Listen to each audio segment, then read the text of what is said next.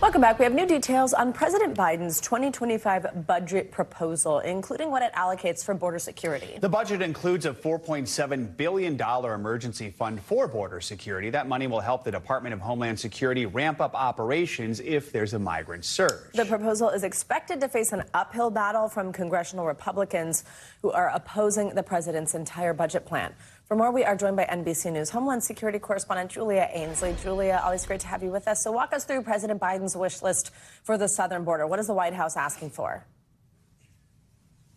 Well, they're asking for basically what would be like a break glass fund, where they want to be able to tap into reserves of about $4.9 billion in order to accommodate if there's a major surge at the border. Now, they don't have exact numbers, but they want to be able to allocate more resources, more people, more transportation, more detention space to certain parts of the border if they see surges. That would be similar to what we saw in Del Rio, Texas, and Eagle Pass late last year. It's similar to what we saw in El Paso at the end of Title 42, where there were migrants, hundreds of migrants sleeping on the streets, even in airports.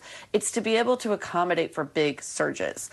They also want to be able to give more money to the court system so that anyone who crosses the border gets to find out very quickly, in a matter of months rather than years, whether or not they stay here. That's been a big problem so far. There's a 2.9 million case backlog. They want to be able to cut down that backlog with more immigration judges. They also have more money for the number of Border Patrol officers who can scan for fentanyl at the border, as well as new technology to stop fentanyl, and Border Patrol agents who would be doing the actual apprehension. And then they have enough money not to expand the number of ICE detention beds, but to at least maintain the 34,000 beds they already have. This is not just a normal budget request, because it comes after they've been asking for money twice already, because they say they're really in dire shape here.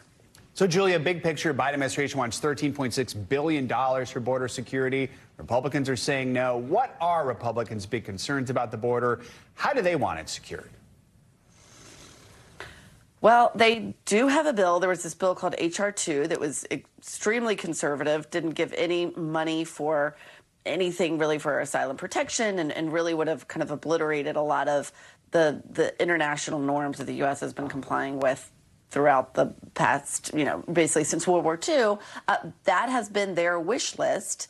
And although there was a bipartisan proposal in the Senate, it didn't get through because, of course, former President Trump basically signaled to Republicans that that was too weak. And really, since then, we've seen Republicans in a complete standoff over this issue, where they're really not able to not only negotiate law, but also give money, because they think that until Biden can control the border, why should they give more money to that policy? The only problem is that's a pretty cyclical argument, because if they don't get more money, it's pretty hard to maintain control.